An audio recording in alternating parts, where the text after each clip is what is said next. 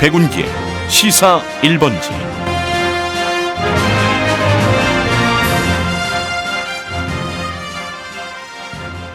여러분 안녕하십니까? 백운기입니다. 설 연휴 잘 보내고 계십니까? 오랜만에 가족 친지 모여서 무슨 얘기 나누셨습니까? 정치 얘기 안 하는 게 좋다고 하면서도 꼭 얘기하다 보면 정치 얘기 나오게 되지요. 우리나라처럼 국민들이 정치 많이 알고 정치 관심 높은 나라도 많지 않을 것 같은데요. 문제는 우리 정치가 그런 우리 국민들의 눈높이를 못 따라간다는 데 있지요. 오늘은 설 특집으로 올해 한국 정치 전망해 보도록 하겠습니다. 백운기의 시사 1번지 출발합니다. 김서방, 박서방, 이서방 정말 고맙네. 자네들 장인도 좋은 날 좋은 곳에서 좋은 대접 받으며 떠나니 마음이 편할 것이야. 고맙네. 서방사거리 9호전 장례식장. 펼쳐보는 거야 더 큰 꿈을 어떤 미래라도. 대학을 선택하는 기준? 취업이죠. 높은 취업률에 풍성한 장학금, 무료 스쿨버스까지 학생 성공 시대를 열어갑니다. 광주 전남 혁신도시의 중심, 동신대학교. 2023 당신의 새 출발에 힘이 넘치도록 쉐보레가 준비한 1월 안정 스페셜 프로모션. 타호, 콜로라도, 트레버스 등 최대 400만원 콤보 할부 할인 또는 300만원 등록비 지원으로 새해 시작을 힘차게. 지금 전 시장에서 만나보세요. 상세 내용 홈페이지 참조. Chevrolet, find new roads. 그동안의 정수기와 스팀백의 차이. 100도씨 끓인 물로 맛의 깊이를 바꾸고 100도씨 스팀 살균으로 깨끗함의 차원을 바꾸는, 한마디로 압도적 차이. 정수기의 차이를 안다면 쿠쿠 인스퓨어 스팀백 끓인 물 정수기. 안녕하세요. MG 새마을금고 모델 인교진 소희연입니다. 지금까지의 MG에 앞으로의 MG를 더하면 어떤 보험이 될까요? 한마디로 무궁무진. 나에게 꼭 맞는 보험을 추천하고 부담은 적고 보장은 많아. 모두에게 힘이 되니까 보험 그 이상으로 무궁무진. MG 새마을금고 보험.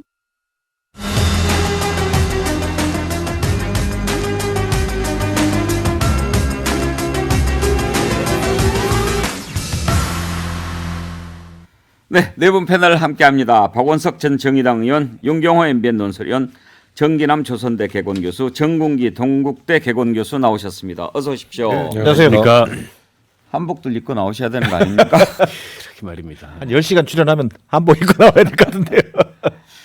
예, 자, 설 명절 특집으로 올해 새해 정치 또 올해 정치인들 전망을 좀 한번 해보려고 합니다. 말하자면 신년 운세를 좀 본다고 그럴까요?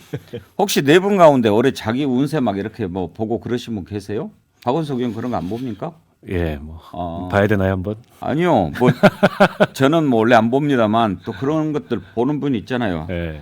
하다못해서 신문에 나오는 오늘의 운세 이런 것 꼭 챙겨보는 분도 있어요. 정의남 교수 정치권에 있을 때 네. 선거 때면은 엄청나게 막 그런 것들 보고 그러잖아요. 주로 그 정치인들, 기업인들, 또 이런 사람들이 많이 이제 그 내일 모레 상황이 이게 불안하니까 예. 많이 의존을 하죠. 그 특히 또 정치인 중에서도 저는 방송하셨던 분들이 상당히 그 의존도가 높더라고요. 아 그래요? 예. 그러니까 뭐 제가 실명을 거론하긴 그렇습니다만 누군지는 알 것 같습니다. 그리고 용하다고 오빠 또 옆에 사람한테 의원들한테 알려주기도 하고 예.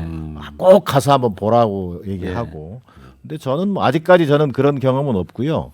근데 이제 그 오히려 저는 근데 좀 뭐랄까 젊은 정치인들 상대적으로 덜한데 중진 정치인들이라든지 꿈이 있는 정치인들이 아무래도 그런 변수가 많기 때문에 그런 어떤 그 뭐 점이라 그럴까 운세 예. 여기에 좀 많이 그 젊은 따라가는 것 정치인들은 같습니다.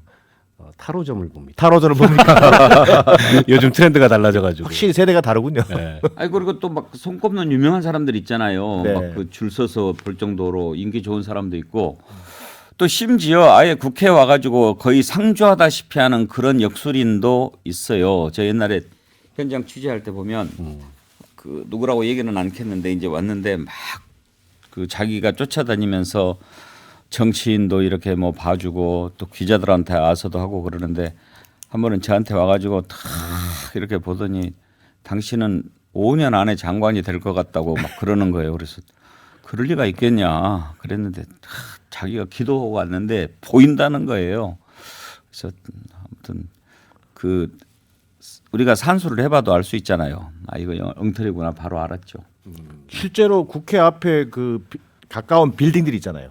그 빌딩 있어요. 오피스텔들이 있는데 거기에 아예 그냥 그 세를 내고 거기 상주하시는 분들이 있어요. 그래서 좀 표현이 적절한지 모르겠지만 박리다매로 많은 정치인들을 봐주고 또 정치인들과 인연을 또 맺는 하나의 수단으로 그걸 통해서 또 민원도 해결하고 뭐 이렇게 하시는 분들 저도 보긴 봤습니다. 근데 주역으로 푸는 분들도 있지만 신내림 때문에 예. 흔히 말하는 신기가 있어서 남의 앞을 내다보는 사람들이 있잖아요. 근데 흔히 과거는 알아도 미래는 못 맞춘다고들 그래도 그러잖아요. 그 미래 때문에 보는 거 아닙니까? 근데 미래가 그 신내림을 받은 분들에게 뭔가 그 흔히 말하는 신기를 좀 받고 싶어하는. 그러니까 그런 얘기를 들었어요. 신내림을 받은 사람들이 과거가 좀 보인다는 거예요. 그러니까 일단 당신의 과거가 이러이러했다라고 하면 이제 솔깃한 거죠. 어떻게 알았을까? 그러면 미래도 딱 이야기하면 그냥 맞춘다는 거죠. 뭐 이제 신뢰한다는 거죠. 제가 들은 얘기 중에 가장 앞거는요. 방금 얘기하신 것처럼 미래를 보는 분이 있습니다. 그 대선 후보들이 거의 매달리다시피 했던 분인데요. 미래로 타임머신처럼 미래를 가서 카메라로 찍고 옵니다. 그래가지고 월드컵 스코어를 맞힌다든지 거의 스코어를 그냥 2대1, 3대0 이걸 다 맞춰요. 재벌집 막내 아들인가?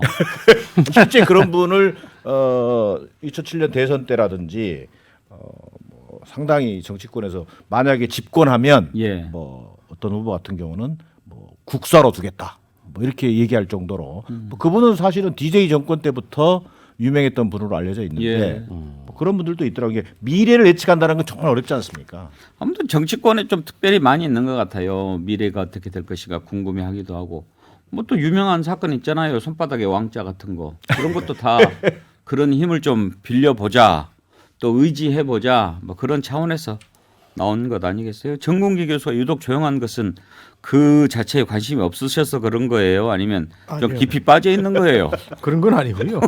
제가 이제 뭐 학교에 한 십몇 년 있다 보니까 그 학교는 굉장히 루틴합니다. 예. 3월 되면 뭐 이제 수업하고 2월 되면 수업 준비하고 6월 달 되면 끝나면 채점하고 방학 잠깐 했다가 우리 정영 교수님 아실 겁니다. 네. 그런 상황에서 이제 저는 아르바이트하는 이런 그 방송이 굉장히 활력이 있는데 아무래도 이제 점 같은 경우는 뭐 정치인이나 비즈니스 하는 분들의 그런 영역인 것 같아서 저는 깊이는 뭐 제가 못 봤습니다만은 아까 그 백앵커님 뭐 장관 얘기도 뭐 아직도 그런 저는 유효 기간이 있다고 생각이 되거든요. 그 사람이 언젠가 된다고 그러면 누가 믿겠습니까? 근데 이제 5년 안에라고 그래가지고 5년 안에 예. 조금 유효 기간이 늘어날 수 15년 전 얘기입니다. 그래서 뭐 천공도 이제 정치권하고 많이 더 접촉을 했다고 하니까 예. 정치와 그런 그 관계나 좀 뭐 필요 불가결한 관계가 아닌가 생각이 드네요. 근데 이런 건 있는 것 같습니다. 이제 그 막 여러 가지를 얘기를 해요. 그 중에 하나가 맞으면 신통하네 막 그러는데 그 양반이 막 뭐 5년 안에 장관 된다 그러면서 그럴 리는 없다. 나는 뭐 정치를 하지도 않을 뿐더러 된다고 해도 지금 뭐 이렇게 상황이 되겠냐 막 그랬더니 그러면 뭐 3년 안에 비행기를 탈 운이 있다는 거죠. 비행기가 가끔 항상 타는데 무슨 그게 아니고 외국에 이렇게 갈 뭐 그런 운세가 있다라고 하더라고요. 그래서 그럼 뭐 또 뭔가 그때 이제 막 특파원 막 저기 하고 그랬는데 근데 2년 뒤에 특파원을 나갔어요. 그래서 저놈이 맞춘 거냐 아니 아니 조금 더 기다려 보셔도 되는 게 제가 여기 방송 출연하고 이제 그 백앵커를 뵀잖아요. 뭐 KBS 계시고 MBC 계실 때 뭐 자주 뵙지는 못했는데 근데 많은 분들이 우리 백앵커는 카리스마가 있다. 그 다음에 아주 외모도 독특하다. 또 뭐 잘생긴 분인데 독특하다.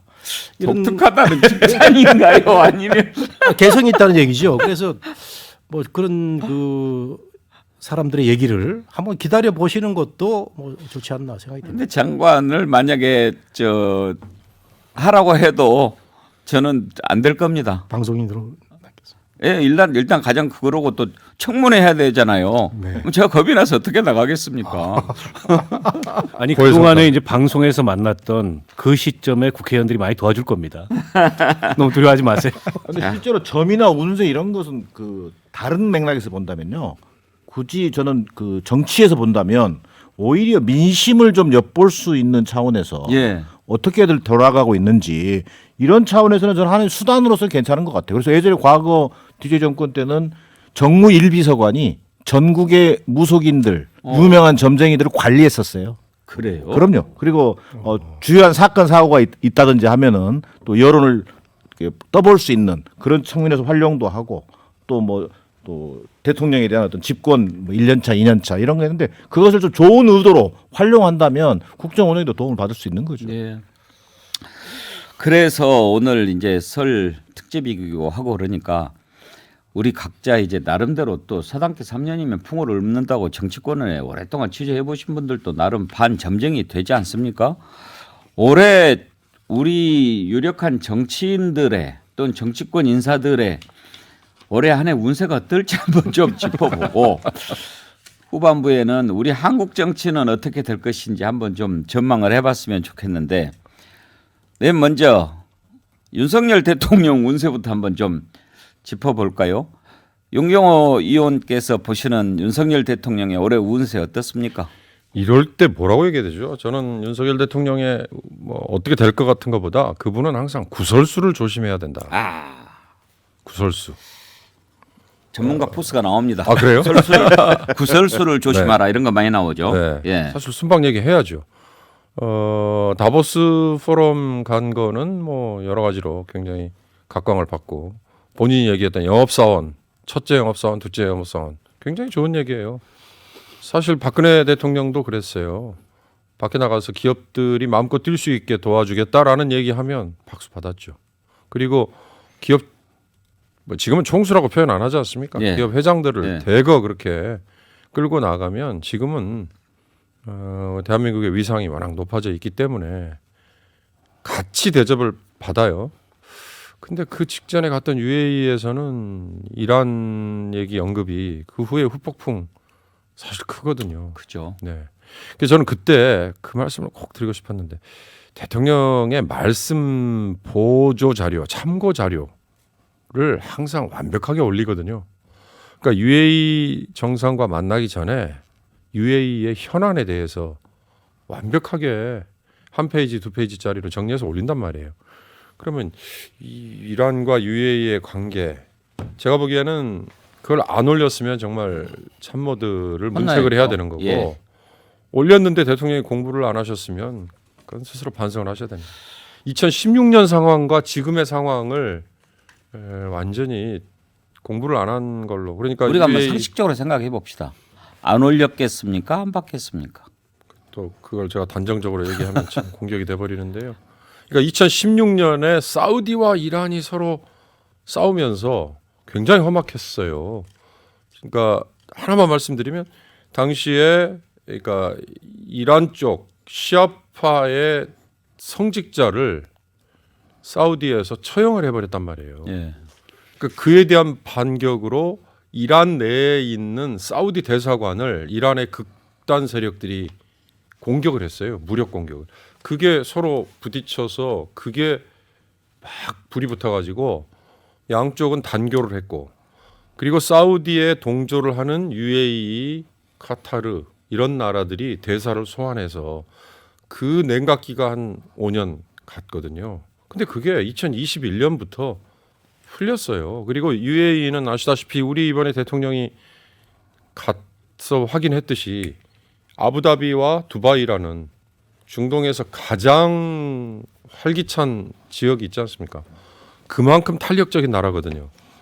그래서 이란으로부터의 수입을 슬금슬금 재개를 해서 이란과 UAE의 경제 교류는 이미 연간 120억 불이 넘어요. 여러 사람이 해야 되니까 대충 하십시다. 예. 그래서 하여튼 일단 윤석열 대통령은 올해 구설수를 좀 조심해라. 네. 그러면 뭐 큰 문제 없이 한 해 넘어갈 것 같다. 이런 말씀인가요? 구설수를 조심해라까지만 제가 드리겠습니다. 박원석 의원이 보는 윤 대통령의 올해 운세. 그러니까 저는 뭐 구설도 당연히 경계해야 될 거고 예. 제가 보기에는 독선이 가장 큰 독이 될 가능성이 높다고 봅니다. 예. 그러니까 윤 대통령 스타일이 그 경험칙을 굉장히 강하게 믿고 또 자기 과신 이런 것들이 굉장히 큰 것 같아요. 근데 이제 대통령직이라는 거는 그렇게 수행해서는 저는 안 된다고 생각하거든요. 결국에 이제 국정 운영 중심에 대통령이 확고하게 있지만 그 국정 운영을 함께하는 파트너들이 있지 않습니까? 그건 뭐 정부의 공무원도 그렇고 무엇보다 이제 의회. 근데 이제 전혀 소통하는 모습을 보이지 않고 있고 일각에는 뭐 총리 이하 자기 측근들 빼놓고 총리 이하 장관들도 다 검찰청에서 자기가 부리던 계장 정도로 생각한다. 근데 이런 윤 대통령의 인식에 대해서 우려하는 목소리가 굉장히 큰데요. 근데 이게 이제 집권 초반기에는 어느 정도 그런 게 용인이 되거나 내지는 다소 억지를 부리면 그냥 넘어갈 수도 있는데 이게 집권 중반기 후반기 갈수록 이제 힘이 떨어진단 말이에요. 예. 게다가 이제 내년에 총선이 있기 때문에 올 한 해의 국정 운영의 성과가 무엇보다 중요하고 아니 대통령 스스로도 다음 총선은 내 이름으로 치르는 거지 뭐 이렇게 얘기를 하고 있어요. 근데 지금 이제 그 집권당의 전당대회를 대통령이 다루는 이런 태도로 보더라도 그 독선이 좀 지나친 것 같아요. 그래서 자칫 저게 윤 대통령이 실패하는 가장 큰 원인이 될 수도 있겠다. 예. 그런 점을 저는 매우 경계해야 된다고 봅니다. 말씀을 지금 초반이지만 잠깐 듣다 보니까 우리가 이거 너무 좀 싸게 해주는 거 아닌가 싶기도 합니다. 이 시사 1번지에서 이렇게 주옥 같은 말씀들이 나오는데 뭐 커피 쿠폰 한번 돌려주세요. 아니 그 사람들한테 받아야죠. 지금 이렇게 주옥 같은 얘기들이 막 나오는데 시사 1번지에서 지금 공짜로 전봐주고 있는 거 아니에요. 예, 자 윤석열 대통령 운세를 좀 더 살펴보고 그런 분도 있네요. 아까 구설수 조심해라 그랬더니 비행기도 조심해야 됩니다. 정군기 교수께서는 어떻게 전망하십니까? 예, 그 비행기도 조심해라는 얘기는 정말 일부 종교인들의 그 빗나간 그런 얘기였고요. 아니 비행기만 타고 나가면 사고 치니까 그런 얘기죠. 예, 그래도 그 말은 너무 그 지나친 말이어서 그 오죽하면 그 뭐 그 지금 야당 쪽에서도 많이 얘기가 나왔고요. 저는 예. 이번에 그 이란 그 실언 저는 분명히 제가 뭐 보수파 패널이지만 대통령이 실수했다고 생각을 합니다. 그 이유는 참모들 책임이 더 크다. 우선 대통령이 순방을 나가게 되면은 참모들 특히 안보실 그 관계자들이 UAE는 어떤 나라고 스위스는 어떤 나라고 이렇게 브리핑을 해야 되거든요. 뭐 자료만 줬다 이거는 얘기가 안 되는 얘기고 그러니까 공부를 대통령하고 해야 되는데 그 공부가 뭐 없었는지 부실했는지 대통령이 이란에 대한 생각이 전혀 없었던 거예요. 또 대통령도 책임이 있죠. 이란이라는 나라가 우리나라하고 얼마나 독특한 관계로 지난 수십 년을 그 맺어왔는데 그런 그 생각 아예 없이 그냥 UAE의 적이다라는 그런 표현이 나와가지고 이건 뭐 지금 수습하기가 힘들 정도로 그 외교의 문제가 돼버렸는데 대통령이 좀 더 진지하게 공부하고 듣는 그런 그 상반기 안에 대통령이 이것만 좀 고치면 좀 잘할 것 같은 느낌도 드는데 경청을 할 수 있느냐 이걸 좀 제가 보겠습니다. 그러면은 우리 정군기 교수님께서는 대체로 이제 뭘 조심해라 이런 것보다 해야 할 것 공부해라 경청해라 그러면은 올해가 편안할 것이다. 그렇죠. 그렇게 지금 말씀하시는 거군요. 네. 정기남 교수님. 뭐 이렇게 비슷한 얘기가 될 수 있겠습니다만 좀 삼독의 유혹을 피해야 된다. 그러니까 이게 뭐 앞서 우리 박원석 의원도 얘기했습니다만 독선, 독단, 독주. 이게 지금 취임 초부터 일관되게 지금 국정 운영 지지율의 어떤 그 30% 후반에 머물게 하는 가장 큰 요인이거든요. 근데 이것이 이제 결정판이 저는 올 3월 소위 국민의힘 전당대회에서 1차 또 그 판결이 날 가능성이 높다. 무슨 의미냐면 윤석열 대통령의 리더십이라고 하는 게 지금 이번 전당대회가 당 대표를 뽑는 당원들의 축제로 사실은 치러져야됨에도 불구하고 윤 대통령이 당을 장악하려고 하는 어떤 그 뭐랄까 윤심 이것이 과도하게 이렇게 노골적이고 거칠게 개입하는 방식은 사실 처음 봤거든요. 이렇게 나타나면서 한번 위기를 맞게 되지 않겠는가. 무슨 얘기냐면 윤 대통령이 만약에 원하는 당대표 말 잘 듣고 소위 일사불란한 당을 이끌 수 있는 리더 그게 뭐 지금으로 봐서는 김기현 의원으로 보입니다만 김기현 후보가 당선될지 당선된다면 이게 압도적으로 되느냐 겨우 되느냐 해도 달라질 수 있거든요. 아니면 전혀 다른 변수로 어부지리가 나올 수도 있거든요. 이 결선투표 변수라는 게 남아 있는데 결선투표에서 만약에 안철수 의원이 뭐 때문에 나경원 의원이 출마한다든지 해가지고 변수가 생겨버리는 상황. 이런 상황이 되면 소위 국정 운영의 어떤 그 누수가 당에서부터 시작될 가능성이 저는 굉장히 커 보인다. 그 위험을 사전에 막는 방법은 윤석열 대통령이 야당에 대해서도 먼저 손 내밀고 또 당내 문제에 대해서도 말 그대로 윤심은 없다 하고 이렇게 내려놓는 이런 자세를 보여줘야만이 그 위기를 저는 하나하나 헤쳐나갈 수 있을 거다라는 생각을 해보게 됩니다. 네 분 말씀만 귀담아 들어도 윤석열 대통령 올해 잘 할 수 있을 것 같은데 잘 들어야죠. 근데 네 분 말씀하시는 거 듣고 보고 제가 약간 좀 실망했어요. 보니까 점들 많이 안 보신 것 같구만요. 원래 이 점 보러 가면 딱 그러잖아요.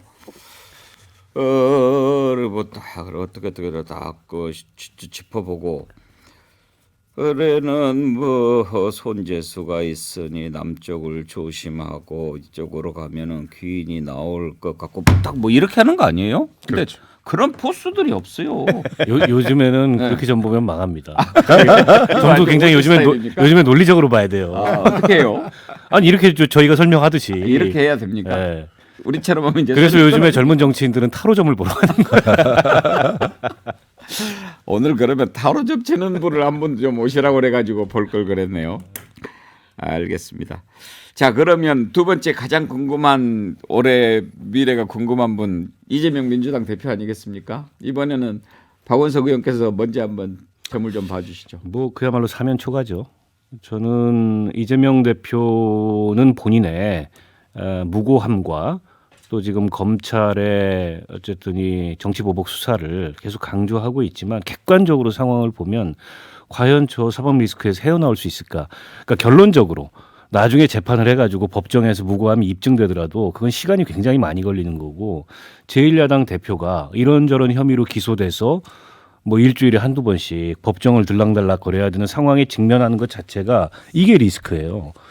사실 저는 민주당 지금 의원들이나 혹은 민주당의 지지자들도 말 못할 고민이 굉장히 깊어지고 있다고 생각합니다. 아직까지는 지금 이제 이미 기소된 혐의들이나 이런 것들은 그게 뭐 이재명 대표 개인만의 문제다. 좀 그러기 어려운 혐의들로 기소가 됐지만 이제 대장동 소환 받았잖아요. 그리고 이제 뭐 쌍방울 관련된 얘기도 있고 이제 이런 것들은 전형적으로 과거에 있었던 개인의 비리 의혹과 관련된 거예요. 근데 그로 인해서 뭐 검찰이 나중에 법정에서 얼마나 입증을 잘해서 그 사법적 결과를 내느냐와 무관하게 기소가 되는 순간에 민주당이 굉장히 복잡해질 수밖에 없고 게다가 이제 구속영장이라도 청구되면 뭐 지금 객관적인 상황으로 봐서는 당연히 부결시키겠죠 국회에서. 그러면 이제 방탄 논란이 일 거고 이것 자체가 총선은 하루하루 다가오는데 민주당을 굉장히 어렵게 만들 수 있고요. 문제는 이제 결자 해지해야 되는데 이재명 대표가 아직까지는 뭐 그런 모습이 아닌 것 같아요. 최근에 보면 그 시장 같은 데 가서 뭐 연설하고 만나고 얘기할 때도 그 이재명 대표 특유의 자신감 같은 게 많이 잘 안 보여요. 그런 것들이 많이 떨어졌고 확실히 지금 뭐 본인도 표현은 안 하지만 그런 어려움이나 곤혹스러움을 느끼고 있구나 이런 생각이 들어서 아무튼 한치 앞을 알 수 없는 그런 그 말하자면 사면초가 상황이 아닌가 싶습니다. 도사님 그러면 어떻게 해야 될까요? 저라면 결단하겠어요. 결단이라면 어떤? 저라면은 어쨌든 당을 좀 자유롭게 해주고 예. 이 사법 리스크는 본인이 어쨌든 전적으로 감당을 하겠다. 잘못 찾아온 것 같습니다. 영경호 의원께 찾아왔습니다. 관제수를 조심해라. 관제수 이거죠. 예. 그 도사들 찾아가면 되게 관운을 얘기할 때 예. 구설수, 관제수 저기 얘기하잖아요. 관제수라는 게 관으로부터 오는 재앙이라는 의미 아닙니까? 대개의 경우는 뭐 경찰이나 아니면 뭐 검찰에 불려가는 거, 그렇죠. 재판에 넘겨지는 예. 거 이런 걸 이제 관제수라고 얘기하잖아요. 거기에 뭐 한술 더 떠서 뭐 세무조사 당하는 것도 관제수라고 그래요. 예. 네, 그러니까 기업하는 분들한테는 그 재물운 얘기하면서 손재수 얘기하면서 항상 관제수 그저 도사들이 입에 달고 살지 않습니까? 예. 그러니까 아마 이재명 대표는 관제수를 피하는 방법 이걸 쫓아다닐 거예요. 예.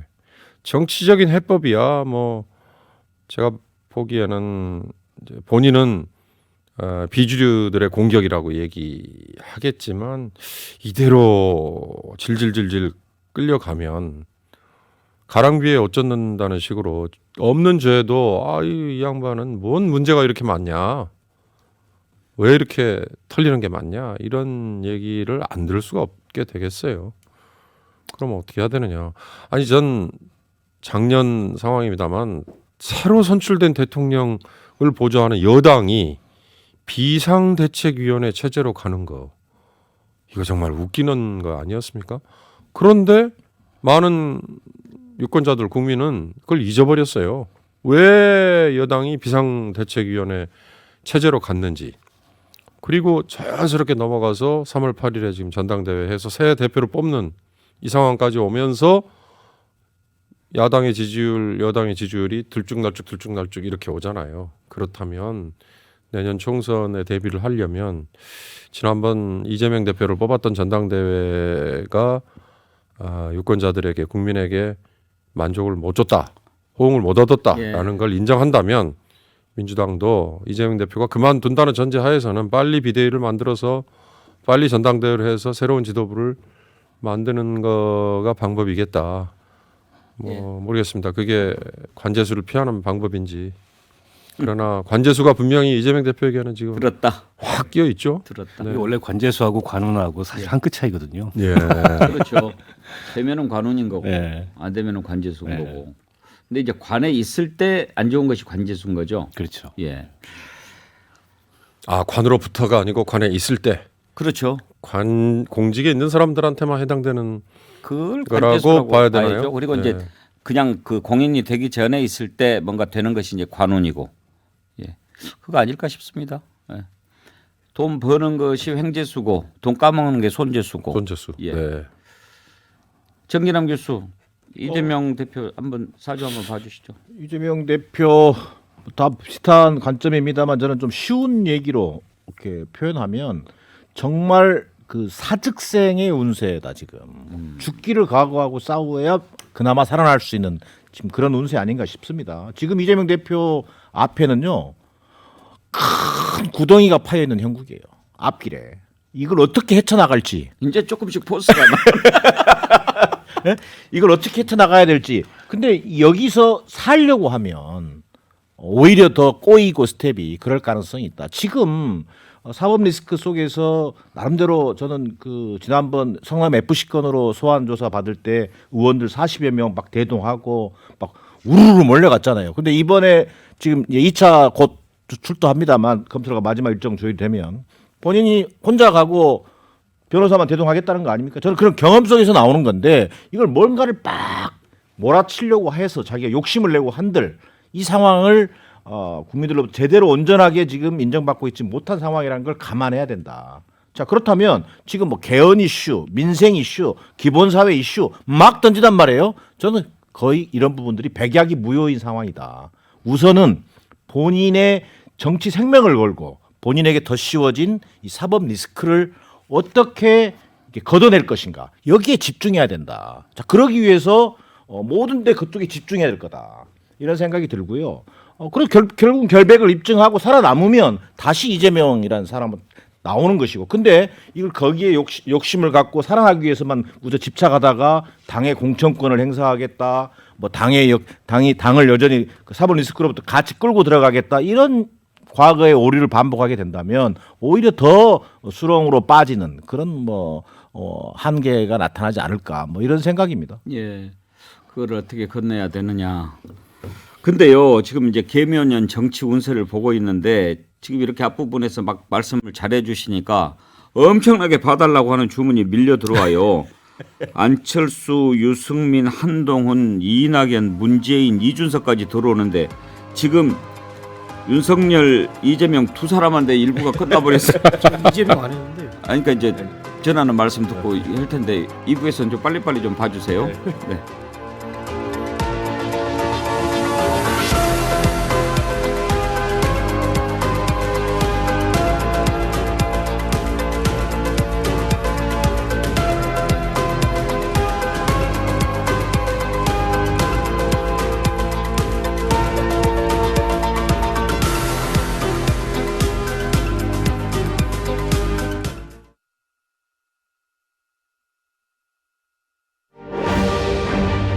여러분은 지금 KBC 여의도 광역방송센터에서 진행하는 백운기의 시사 1번지를 듣고 계십니다. 네, 백운계 시사 1번지 설 특집으로 개묘년 정치 운세를 짚어보고 있습니다. 우리 대한민국의 정치 전망하는데 정치인들 운세가 올해 어떨까 살펴보고 있는데요. 앞부분에서 윤석열 대통령, 이재명 대표 지금 살펴봤습니다. 또 기다리고 있는 분들이 많으니까 2부에서 좀 빨리빨리 봐주시고, 이재명 대표 운세, 박원석 의원은 사면 초과다. 그리고 윤경호 의원은 관제수 걸릴 위험이 있다. 그리고 지금 정기랑 교수께서는 앞에 큰 구덩이가 파 있는 형국이니 사직생의 각오로 이걸 돌파해야 된다. 이렇게 조언까지 해주셨습니다. 정국기 교수, 네. 뭐라고 그럽니까? 이 볼 것이 아주 궁금합니다만. 네, 저는 그 점을 좀 세 분과는 좀 다르게 봅니다. 제가 뭐 민주당 쪽은 세 분보다 잘 모르지만 뭐 제 느낌에는 이재명한테는 지금 또 빛이 보일 수도 있다. 저는 이렇게 생각합니다. 지금 저쪽으로 찾아가야 되겠네. 네, 그래서 이재명 대표가 그 상반기에 보약을 잘 먹고 이 검찰에 잘 버틸 수만 있다면 하반기부터는 이재명의 시간이 될 수도 있다. 저는 항상 그 정치평론하면서 느낀 게 정치는 법보다 위에 있고 검찰보다 위에 있고 하는 걸 항상 느끼거든요. 그러면 하반기부터는 총선 전국으로 갑니다. 그럼 뭐 비명계가 있다고 하지만 공천권 쥐고 있는 사람은 이재명인데 줄 서게 돼 있고 말이죠. 이재명의 개인 리스크를 당하고 분리할 수가 없는 그런 상황으로 가기 때문에 이재명이 잘 버티기만 하면 저는 이재명의 시간이 오지 않을까라는 생각을 하는데요. 당장 그 증거로 이제 김성태를 구속을 했는데 변호사비 대납 혐의가 없어요. 이것도 아직 검찰이 준비가 안 됐다는 얘기고, 대장동 소환도 지금 검찰이 뭐 이틀 해야 된다 뭐 이런 식의 나오는 거 보면은 준비가 덜 됐고, 정진상이하고 김용이 버티고 있고, 이런 거 보면은 지지부진하게 그 수사가 이루어지는 과정 속에서 기소가 되고 재판으로 가는 과정이 있고, 그 다음에 하반기부터는 총선 전국으로 가면 이재명의 시간이 온다. 이런 차원에서 저는 이재명은 그 비명계의 바람대로 따로 떨어져 나와가서 뭐 그럴 가능성도 없을 것 같고요. 민주당하고 이재명은 똘똘 뭉쳐서 윤석열 정부하고 뭔가 벌이지 않을까 하는 생각이 듭니다. 연초에 보약을 잘 먹어야 된다. 예. 보약 팔려고 하시는 얘기는 아닙니까? 아니 제가 뭐 특별히 그분한테 드릴 건 없고요. 그 상황을 보니까 이제 그렇다는 말씀이죠. 어떤 보약을 먹어야 되는지는 혹시? 그러니까 검찰에 이분이 나가서 그 동안에 갖고 있는 여러 본인의 그 디펜스할 자료들을 정말 멘탈 강하게 버틸 수 있다는 그런 그 보약을 먹어야 되겠죠. 제가 뭐 역술인들을 폄하하려고 하는 건 아닙니다만 대체로 이제 비즈니스한 방법이 뭐 이렇게 해가지고 이제 부적 뭐 이런 것 좀 그 하려고들 많이 하는 거 아닙니까? 그게 이제 방법이니까.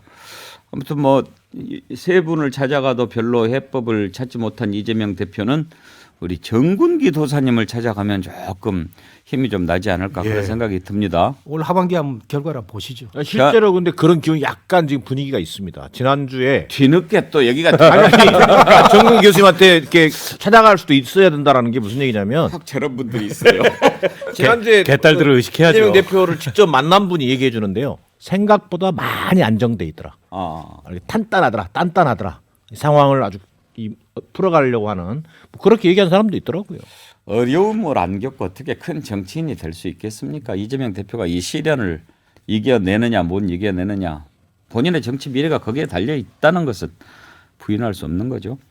자, 윤석열, 이재명 두 분에 대한 정치 운세를 살펴봤습니다. 그 다음에 가나다 순도 되고 또 관심 순도 되고 나경원 전 의원 운세를 좀 봅시다. 어디 이번에는 정기남 도사가 먼저 한번 봐주십시오. 이거 뭐 절체절명이죠. 나경원 절체절명의 상황에서 정말 이번 2월 그러니까 음력으로 1월이죠. 1월. 음력으로 1월 지금 어저께 설 지냈지 않습니까? 이번 주가 나경원의 앞으로 정치 인생을 좌우하는 결정적인 저는 분수이 될 거라고 보여요. 도사님 그러면 동쪽으로 가야 할까요? 서쪽으로 가야 할까요? 제가 볼 때는 중앙으로 가야 된다. 중원으로 가야 된다.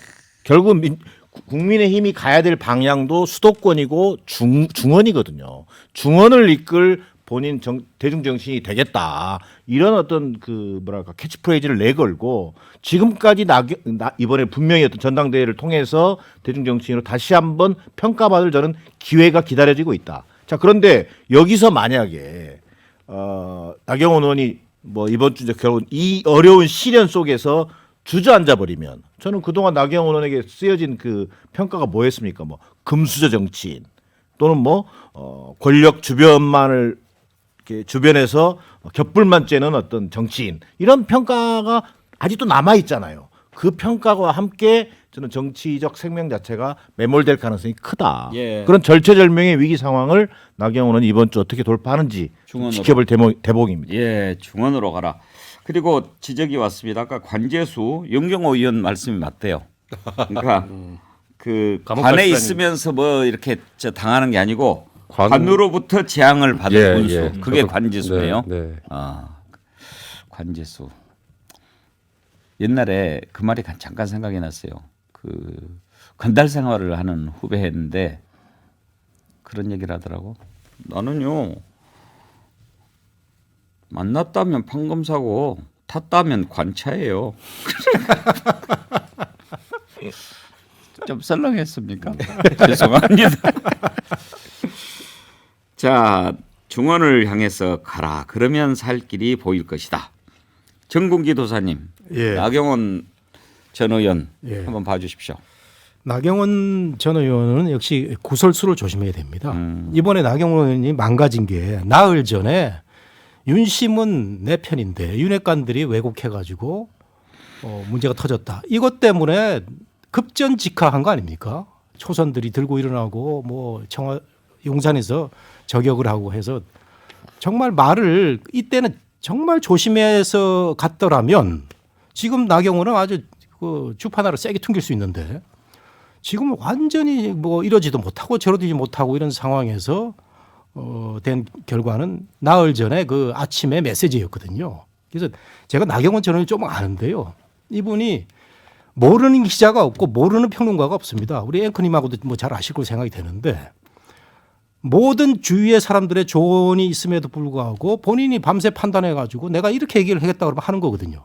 그렇다 보니까 구설수가 나오고 잘 듣지 않고 어떻게 보면 윤석열 대통령하고 똑같은 겁니다. 그래서 저는 나경원 전 의원이 전의를 불태우고 있어서 지금 뭐 출마할지 안 할지 잘 모르겠는데 출마를 해서 당대표가 되더라도 저는 말 조심하고 예. 옆 사람 말 잘 듣고 그런 구설수를 조심해라. 네. 박원석 의원. 저는 뭐 아니면 도인 상황인 것 같아요.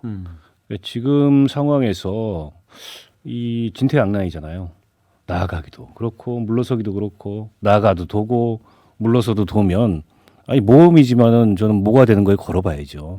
그래서 정치인이 그냥 총선 공천 한 번 더 받고 국회의원 한 번 더 할 거면은 여기서 수그리고 물러서는 것도 방법인데 나경원 의원의 꿈이 그게 아니라면 지금까지 본인이 그렇게 정치를 해오진 않았지만 이번에 이제 승부를 걸 때가 됐고 정말 맨주먹 붉은 피로 한번 내가 도전해 보겠다 이런 자세가 필요한데 너무 그동안에 이제 이 따뜻한 곳 양지를 찾아다니는 정치를 해가지고 많은 분들이 그러기 어려울 거다 이렇게 이제 전망을 해요. 저도 사실은 그 전망에 가까운데 근데 사람이 또 의외성이라는 게 있잖아요. 그리고 한식에 죽으나 청명에 죽으나 어차피 죽는 거라면 한번 도전해봐야죠.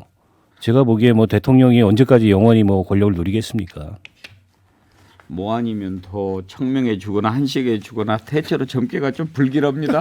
아니 어차피 죽는 수예요. 어차피 죽는 수인데 기왕 죽을 바에는 덤벼봐야 된다. 할 방법이 없을까요? 아니 덤벼야 살 수 있다는 겁니다. 제가. 윤경호 의원한테 찾아와 봤습니다.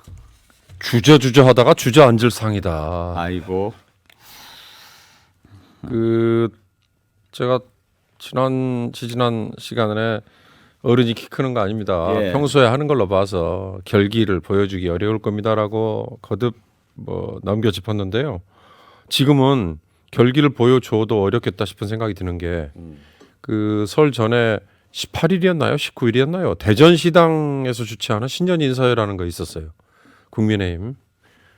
그때 그 전날이었나요? 그날 오전이었나요? 그 김대기 대통령 비서실장이 예. 나경원 의원을 향해서 직격탄을 한 번 더 날렸고 예. 그동안에 하고 다니는 행태를 처신이라고 처신을 그랬죠. 예. 대통령이 너무나 잘 알고 있다라고 얘기했고 대통령이 알아서 내린 결정이다라고 얘기했고 그다음에 초선 의원 뭐 47명인지 50명인지가 때로 참 그것도 저는 정말 국민의힘의 수준을 보여주는 이런 표현을 해도 되는지 모르겠습니다만 꼴불견이었다고 저는 봤는데 그때 나경원이라는 정치인이 국민의힘에서 완전히 왕따를 당하는구나 라는 게 제 눈에는 보이더라고요. 예. 그 신년 인사회 하기 전에 나경원 의원이 모든 일정을 취소하고 자맹이라고 얘기했어요. 그리고 기자들이 결심을 했느냐 그랬더니 할 말 없다 이렇게 네 글자만 얘기하고 말아버렸고 그리고 나서 지금 그 이후로 계속 자맹인 거 맞잖아요. 근데 이제 주저주저 하고 있는 건데 이렇게 주저주저 하다가 결국은 저는 주저앉을 수밖에 없다고 생각되는 게 이 국민의힘 내에 이 왕따를 시키는 이 분위기가 정말 중학교나 고등학교에서 이제 전학 갓 온 친구 하나 그냥 구석에 몰아놓고 왕따 시키는 것보다 더한 분위기인 것 같아서 이게 정말 한국 정치의 수준인가 싶은 생각 함께 나경원이라는 정치인은 결국 주저앉은 형상이 보인다 이런 생각이 듭니다. 전반적으로 나경원 의원 정치 운세 올해가 상당히 좀 험난할 것으로 예상이 되네요. 한번 봅시다. 그다음에 의뢰가 들어왔습니다. 안철수 의원. 정국기 교수부터 한번 좀 봐주십시오. 네. 그 강가에 가면은 뭔가 보일 것 같아요. 이 어부질이. 예. 꾸준히 뭐 여론조사를 보면은 20% 전후를 보이고 있습니다. 그러면 기회가 생길 가능성도 있다는 거죠. 새 집에 들어가가지고 윤심을 얻은 김기현 의원하고 지금 뭐 더블 스코어 차이가 나지만 김기현 의원이 뭐 40% 넘어가는 게 리얼미터 딱 하나 있습니다. 그 외에는 다 35 정도 있는데 그럼 나경원 뭐 지지율표라든가 유승민, 황교안 등등을 모아보면 윤심표가 아니거든 그 표는요. 그러면 나경원이 나오든 안 나오든 뭔가 보수 여권 지지층인데 윤석열 대통령이 좀 싫은 사람 뭐 또는 윤석열 대통령한테 실망한 사람들이 안철수 의원한테 표를 던질 가능성이 있어서 저는 어부지리의 그 행운이 있지 않을까라는 생각을 좀 해봅니다. 도사님 그러면 물가로 가야 되겠습니까? 어부지리는 물가 뭐 강물이나 바닷물이나 뭐 이쪽으로 찾아가 봐야 될까요? 오늘 제가 좀 썰렁합니까, 정진환 교수님? 너무 어려워요. 뭐 우리가 이제 뭐 그쪽 전문가들이 아니다 보니까 결정적으로 평론을 할 수 있는데 도대체 그럼 어떻게 하라는 말입니까라고 하면 이제 좀 약간 멈칫해지는 거죠. 뭐 그런 좀 한계는 사실은 있어 그 말을 보입니다. 듣고 싶어서 이제 사실은 의뢰를 하는 건데 그렇습니다. 아무튼 뭐 그런 해답까지 제시해 주시면 큰 도움이 되겠고 또 안 되면 안 된 대로 조심하는 거고 그렇게 하죠 뭐. 우리 정기남 도사님이 보는 안철수 의원의 개면연 정치 운세는 어떻습니까? 올해도 역시 안철수 의원은 이렇게 검은 먹구름이 그 안철수 의원 주변을 벗어나지 못하고 있는 형국입니다. 그래서 저는 안철수 의원은 여전히 힘든 한 해가 될 걸로 보여집니다. 개면이 될 걸로 보여지는데 그러나 언뜻 보이는 앞서 우리 정국기 교수님 얘기하시는 것처럼 언뜻 보이는 어부지리 운세가 있어요. 이걸 이제 어떻게 잘 이게 소위 내 것으로 만들 거냐 지금 이 과정만 남아 있는 건데 저는 그러려면 우선 안철수 의원이요 마음을 비워야 됩니다. 그러니까 안철수 의원에게 항상 있는 그 이미지가 뭐냐면 자 이번에 전당대회에서 또 안철수가 안 되면 또 탈당하나? 소위 대선 3수생입니다. 벌써 3번을 대선을 떨어진 사람이에요. 근데 이것을 당원들의 마음으로부터 완전히 뺏어내야 되거든요. 무슨 얘기냐면 바닥으로 당원 속으로 야 이번에 안철수가 당대표가 안 되더라도 안철수 이제 완전히 우리 당 속에 리더로 자리 잡았구나라는 평가를 얻는 게 안철수한테 저는 주어진 과제로 보여집니다. 예. 오늘 형국 들어갈 때 아주 상당히 좋아요. 예, 예, 우리 윤경호 도사님. 단일화를 이유로 또 사퇴할 것이다. 안철수라는 정치인은 지금까지 매번 제가 보기에는 막판에 이기는 편이 내 편, 이기는 편이 우리 편이라는 명분으로 이유로 그래왔다라는 이미지 아니면 그래왔다라는 그 처신 이걸 아마 유권자들로부터 지원하기 어려울 걸로 저는 보여요. 그러면 이번에는 뭐냐? 아마 김기현을 밀어주는 걸로 본인은 또 마지막에 꼬리를 내릴 것이다. 이렇게 보는 분들이 의외로 주변에 있어요. 그게 안철수라는 정치인에게 더 씌워진 아주 치명적인 한계고 지금까지 보여온 행태가 계속 그래 왔고 이번에도 또 그걸 깨기는 어렵지 않을까 저는 그렇게 봅니다. 예, 박원석 도사님. 그래서 제가 보기에는 거의 안철수라는 정치인의 이제 마지막 승부인 것 같은데요. 네. 그러니까 본인의 아마 이 시기에는 2027년 대선에 가 있을 겁니다. 근데 2023년에 승부에서 이기지 못하면 2027년에 대선의 기회는 없을 거다. 저는 그렇게 보고 결국 이제 올인해야 되는 거죠. 근데 앞서 이제 윤경호 의원님 말씀하셨듯이 또 뭐 철수한다. 그러면은 저는 뭐 2027년에 얘기할 것도 없이 끝나는 거라고 보고 결국 호랑이 굴에 들어갔는데 어떻게 이제 정신 바짝 차리고 호랑이를 잡을 건가.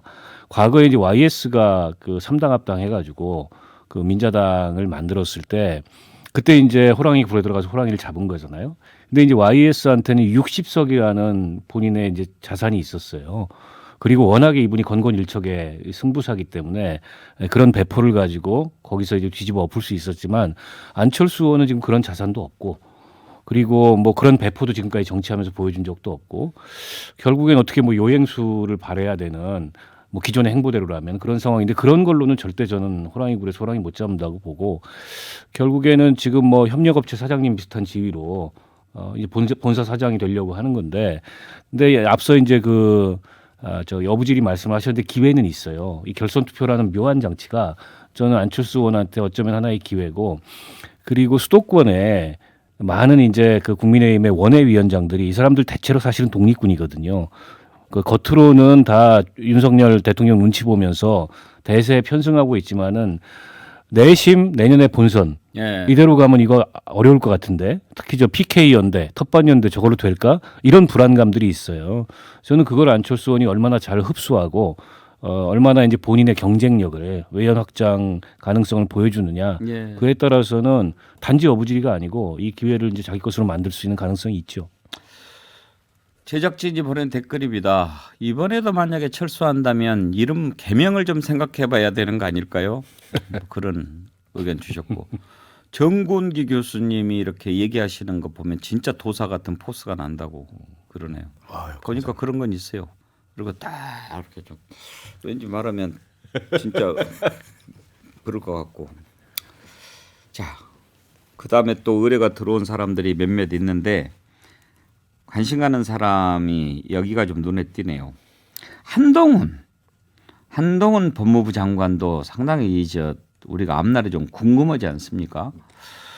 본인이 지금 하는 거 보면 정치하려고 마음을 딱 먹기는 먹은 것 같은데 언제쯤 제가 이제 한동훈 장관이라면 이렇게 하겠죠. 박원석 도사님. 제가 정치를 하면 성공할 것 같습니까? 만약에 해야 된다면 언제쯤이나 한번 하는 것이 좋겠습니까? 그리고 하려면은 뭐를 준비하고 뭐를 조심해야 될까 해서 이렇게 찾아왔습니다. 이제 그럴 거 아닙니까? 그러면 도사님이 뭐 너는 안 돼. 뭐 이럴 수도 있고 가면 성공할 거야. 그리고 너는 대통령까지도 할 수 있을 거라고 봐. 뭐 이런다든지. 그리고 거기에 따라서 이제 부적의 또 색깔도 달라지고 가격도 달라지고 그럴 거니까. 박원석 도사님부터 먼저 한동훈의 정치 운세 한번 짚어봐 주시죠. 저는 뭐 안돼 쪽에 걸겠습니다. 하지 마라. 이게 이제 정권에 사실상 2인자 비슷한 위치에 있잖아요. 근데 진짜 2인자한테는 칼을 쥐어주지 않습니다. 꽃을 쥐어주고 많은 사람들한테 박수를 받게 해주고 그렇게 이제 정치적 존재감을 키워주지. 근데 윤석열 대통령이 지금 한동훈 장관한테 쥐어준 건 칼이에요. 그리고 그걸 휘둘러라. 그 사이에 많은 적을 만들게 되고 많은 이제 안티를 양산하게 될 거예요. 그건 정치하면 한편으로는 지지층이 호응하니까 그게 자산이 될 수 있지만 한편으로 그만큼 강렬한 이제 적들을 많이 만들게 되는 거거든요. 과거에 그 전두환 전 대통령이 노태우라는 2인자를 키울 때 무슨 장관을 시켰죠? 내무장관이요. 내무장관 시키기도 하고 체육부 장관 예. 시키고 올림픽 조직위원장 시켰잖아요. 누구하고도 척을 안 지는 자리고 박수 받는 자리고 칭찬받는 자리고 돋보이는 자리였단 말이에요. 근데 지금처럼 저렇게 칼을 쥐어주고서 2인자를 만들겠다. 그게 윤석열 스타일인지는 몰라도 제가 보기에는 우리 정치 역사에서 그렇게 해가지고 2인자로 성공한 사람 별로 없기 때문에 제가 보기에 한동훈 장관은 지금 자기 지위에 얼마나 만족하는지 모르겠는데 자칫하면 그냥 정권의 칼로로 다 끝날 수도 있다. 이런 생각입니다. 아주 날카로운 지적이시다. 그러면은 윤석열 대통령이 생각하기에 너는 내 후계자가 아니고 내 순장조야 이렇게 생각하는 걸까요? 그 속마음이 어떻게 알겠습니까? 부하로 생각하는 건 맞죠. 오랜 부하였고. 본인도 뭐 내가 부하라고 생각하겠죠. 예. 아무튼 좀 어렵다에 거시는군요. 윤경호 도사님. 저도 비슷합니다. 어렵다보다 저는 부처님 손바닥 위에 손오공 신세다. 또 찻잔 속의 태풍에 그칠 것이다. 뭐가 정치판에 뛰어드는 순간. 그러니까 이 정치판이라는 건 선출직이잖아요. 그러니까 선출직은 정말 온갖 풍파를 다 헤쳐나가는 경험을 해야 되는데 지금 한동훈이라는 법무장관까지 온 한동훈이라는 이 주인공은 그냥 키워진 역량 이 정도밖에 안 되는 거 아닌가. 아이고 두 분 찾아왔더니 별로 도움이 안 됐네. 2분밖에 안 남았는데 1분씩 좀 점을 봐주십시오. 뭐 짧게 얘기하겠습니다. 저는 올해 운세는 한동훈 장관의 운세는 상당히 좋아 보입니다. 총선 출마까지는 좀 거침없이 갈 것 같아요. 근데 그게 시효가 1년에 불과할 것 같다는 생각입니다. 오래 가는 시효는 아니다. 무슨 얘기냐면 내년 4월 총선 출마까지는 거의 뭐 고속도로처럼 달려갈 것 같다. 그리고 넘버 2의 이미지를 잘 활용하면서 그럼에도 불구하고 국회에 진입하는 순간 리더 한동훈, 뭐 소위 이른바 정치인 한동훈으로서는 평가가 아주 지금 박하기 때문에 올해 길게 끄는 그런 어떤 운세는 아닌 것으로 보여집니다. 정군기 도사님. 예, 저는 한동훈 장관을 내용과 이미지 면으로 좀 두 가지로 보는데요. 그래서 내용적으로는 지금 윤석열 정부의 선봉대장으로 이재명하고 싸우는 건데 이 실적에 따라서 본인의 운명이 결정이 될 것 같고 이미지적으로는 뭐 윤여준이나 김종인 같은 분이 정치인의 어법을 아직 구사하지 못하는 그런 공무원이다 이런 얘기도 했고 이분이 이제 소년등과를 했는데 소년등과한 사람들의 그 항상 그 말로가 좋지 않았어요. 남이 장군이라든가 이런 걸 보면은 좀 조심을 할 필요가 있지 않겠느냐는 생각이 좀 듭니다. 예. 이렇게 좀 관심 있는 정치인들 그리고 정치 현장에 있는 사람들의 계면연 정치 운세 살펴봤는데 우리 정치 10단 백운계 시사 1번지 애청자님들은 이 정치 운세를 통해서 올해 대한민국 정치가 어떻게 될 것인지 이미 감을 좀 잡으셨을 것 같습니다. 올해도 여러분들과 함께 만들어가는 백운계 시사 1번지 더욱 재미있게 만들어가 보도록 하겠습니다. 네 분 감사합니다. 오늘 전 보느라고 수고 많이 하셨고요. 복채는 따로 보내드리도록 하겠습니다. 남은 명절도 잘 보내시고요. 내일도 백운계 시사 1번지 설 특집 방송으로 준비했습니다. 요즘 정치권의 가장 큰 화두 개헌 문제 가지고 토론해 보겠습니다. 내일도 많이 지켜봐 주십시오. 감사합니다.